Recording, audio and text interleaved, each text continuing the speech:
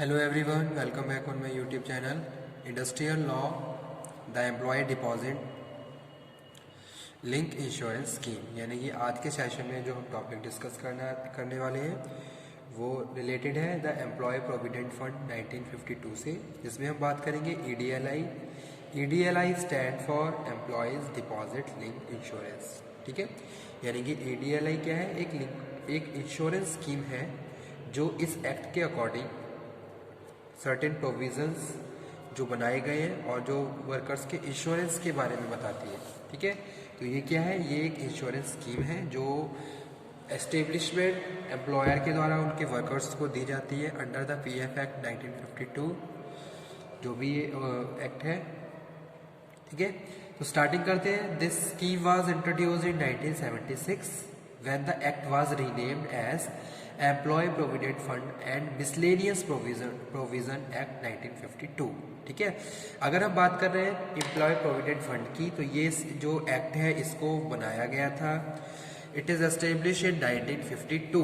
1952 में ये एक्ट आया, जिसमें हम एम्प्लॉयज़ के प्रोविडेंट फंड की बात कर रहे थे कि भाई वर्कर्स के लिए हमें कुछ ऐसे सोशल सिक्योरिटी भी होनी चाहिए ताकि वो फ्यूचर में कुछ इन्वेस्ट करके अपना जो आगे का फ्यूचर है उसको सिक्योर कर सके। ठीक है, तो एक तरीके से क्या है, ये सोशल रिस्पॉन्सिबिलिटी है एम्प्लॉयर जो बेयर करता है। ठीक है, एक तरीके से सोशल सिक्योरिटी, फाइनेंशियल सिक्योरिटी कह लें हम इसे, कि हम अपने वर्कर्स को प्रोवाइड करवा रहे हैं।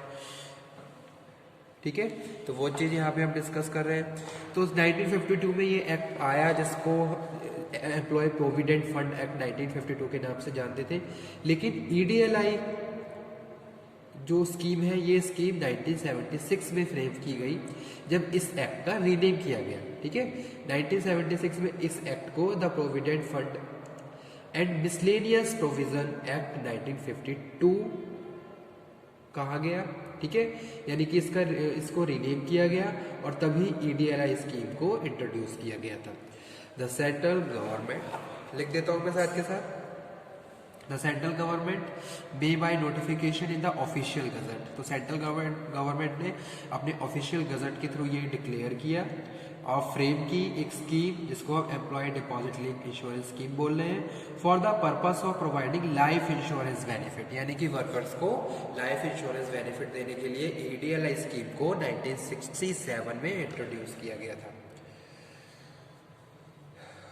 ऑफ एनी एस्टेब्लिशमेंट और class of establishment to which this act apply, जहां जहां पे भी एक्ट अप्लाई होता है। ठीक है, तो मैं थोड़ा यहाँ पे लिख देता हूं ताकि आप लोगों के लिए नोट्स भी प्रिपेयर हो जाए। द सेंट्रल गवर्नमेंट में by notification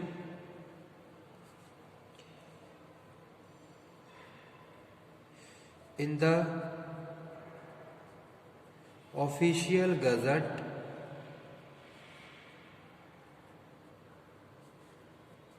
frame a scheme to be called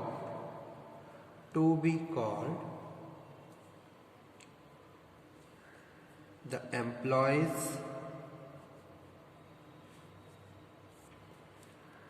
deposit linked insurance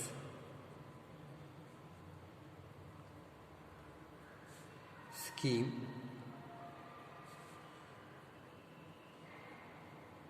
for the purpose of providing life insurance benefit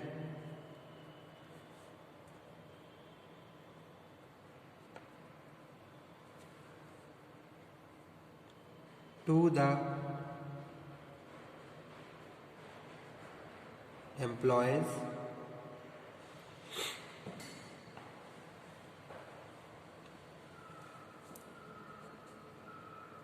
of any establishment यानी कि जहाँ जहाँ पे भी ये एक्ट अप्लाई होता है वहाँ पे फिर 1976 में EDLI स्कीम यानी कि इंश्योरेंस स्कीम स्टार्ट की गई वर्कर्स के लिए। तो वही यहाँ पे हम इंट्रोड्यूस कर रहे हैं। द सेंट्रल गवर्नमेंट में by notification in the official gazette frame a scheme, जिसको हम बोल रहे हैं employ deposit link insurance scheme. इसके पीछे क्या पर्पस था इसको इंट्रोड्यूस करने का, इसको एस्टेब्लिश करने का? The main purpose is providing life insurance benefit to the employees of an establishment, जहाँ जहाँ पे भी एक्ट अप्लाई होता है। तो उन वर्कर्स के लिए एक इंश्योरेंस स्कीम, एक इंश्योरेंस बेनिफिट्स स्टार्ट किया गया, इसको हम employ deposit link insurance scheme बोल रहे हैं। ठीक है, सॉरी स्टूडेंट्स। इससे पहले अगर हम बात करें एम्प्लॉय प्रोविडेंट फंड, तो ये भी क्या है, एक सोशल सिक्योरिटी है जो अपने वर्कर्स को प्रोवाइड करते हैं। सिंपली एक इसका ओवरव्यू अगर मैं आपको बताऊं, इसमें होता क्या है कि भी जो हमारी जो बेसिक सैलरी होती है उसमें से हम वर्कर्स की बेसिक सैलरी होती है उसमें से 12% डिडक्ट किया जाता है। ठीक है, सिंपल प्रोसेस, एक सिंपल जो रूल है वो क्या है ये बता रहा हूँ।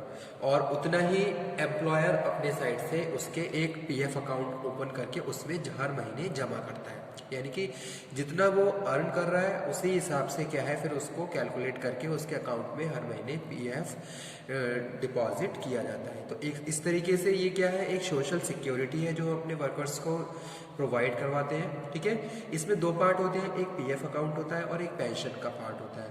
यानी कि जो एम्प्लॉय का पार्ट है वो इसके पीएफ अकाउंट में जमा होता है और जो एम्प्लॉयर का पार्ट है उसका 8.33% पेंशन पार्ट में जाता है, बाकी उसके पीएफ अकाउंट के पार्ट में जाता है।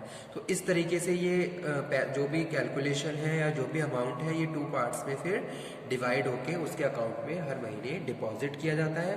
और ये एक सोशल सिक्योरिटी की तरह काम करता है, ताकि जब वो रिटायर होता है, ठीक है, तो पेंशन का पार्ट उसे जब मिलेगा जब वो रिटायर हो जाएगा, बाकी पीएफ के लिए वो एंटाइटल है, वो कभी भी अगर वो चाहे तो ऑर्गेनाइजेशन में रहते हुए इन सर्टेन केसेस, कुछ ऐसे स्पेशल केस है जहाँ वो पीएफ विड्रॉल कर सकता है, नहीं तो after the completion of the job, अगर आप वहाँ से आपने रिजाइन कर दिया है, वहाँ से आप स्विच कर रहे हो, ठीक है, एज यू विश, अगर आप चाहते हो तो उस पैसे को विड्रॉल कर सकते हो। तो एक तरीके से क्या है, एक सोशल सिक्योरिटी है, एक इन्वेस्टमेंट है जो आप कर रहे हो। ठीक है, और इस पे इंटरेस्ट रेट भी बहुत काफ़ी हाई मिलता है आपको, तो वो यहाँ पे हम डिस्कस कर रहे हैं। तो इसीलिए हम पीएफ को क्या बोल रहे हैं, पीएफ को एक सोशल सिक्योरिटी बोल रहे हैं उन वर्कर्स के लिए जिन एस्टेब्लिशमेंट में ये लागू होता है और वो वर्कर्स वहाँ पे काम करते हैं। इसी तरीके से क्या है, employ deposit link insurance scheme है, ये भी क्या है, एक इंश्योरेंस फैसिलिटी है जो अपने वर्कर्स को प्रोवाइड करवाते हैं। अब है क्या ये देख लेते हैं। Matters to be provided for in the employees deposit link insurance scheme, कौन कौन से मैटर्स प्रोवाइड करवाए जाते हैं।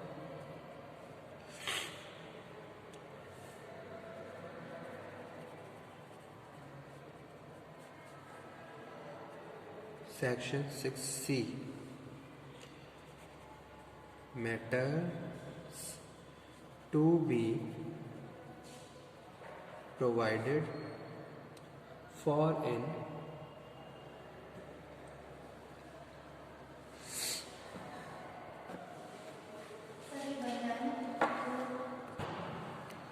matters to be provided for in the employee deposit link insurance scheme. First है the employees or class of employee who shall be covered by the insurance scheme.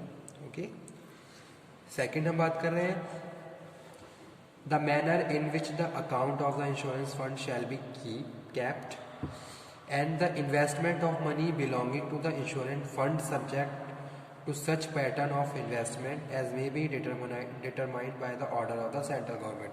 यानी कि central government ने जो भी instruction दी है आप उसी हिसाब से क्या है उसके जो भी उसका जो इंश्योरेंस अकाउंट है उसमें फंड इन्वेस्ट करेंगे। ठीक है, the form in which employer shall furnish particular about himself and the member of his family when ever is required, the nomination of a person to receive to insurance account, nominees का provision भी है इसमें, वो हर insurance में ही होता है। The nomination of a person to receive the insurance amount due to employ after his death and the cancellation of variation of such nominations.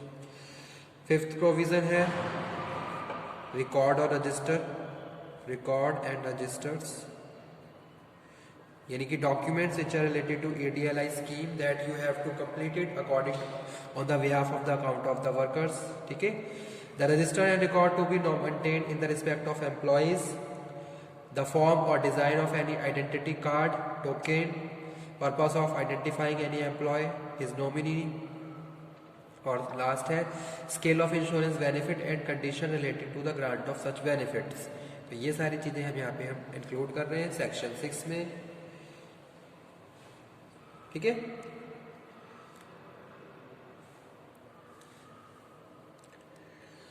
उसके बाद स्टूडेंट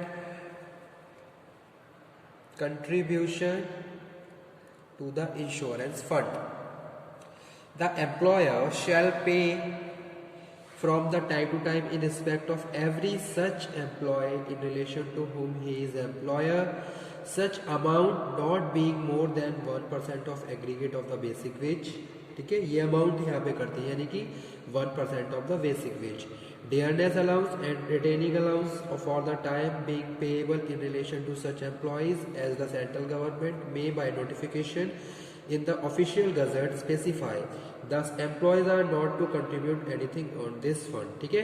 यानी कि जो कंट्रीब्यूशन है यहाँ पे लिख देता हूँ एक बार और ताकि आप इजीली समझ भी लो। कंट्रीब्यूशन, तो जो EDLI का कंट्रीब्यूशन है ये एम्प्लॉयर के द्वारा किया जाता है, एम्प्लॉय के द्वारा नहीं किया जाता, पहली चीज ये। और जो भी कंट्रीब्यूशन है according to central government by notification of the official gazette, तो जो भी रूल्स हैं उसके हिसाब से कंट्रीब्यूशन दिया जाता है। जैसे कि यहाँ मैं अभी बता रहा हूँ कंट्रीब्यूशन बाय एम्प्लॉयर, ठीक है।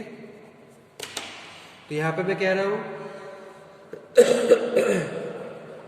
Employer shall pay from time to time in respect of every such employee in relation to whom he is employer और such amount not being more than 1% of aggregate of the basic wage, ठीक है। तो वो यहाँ पे 1% of the basic wage calculated and contribute to the EDLI scheme of the employees, okay. Okay student, तो यही हमारा आज का टॉपिक था, एक शॉर्ट ओवरव्यू था EDLI के बारे में। Thank you.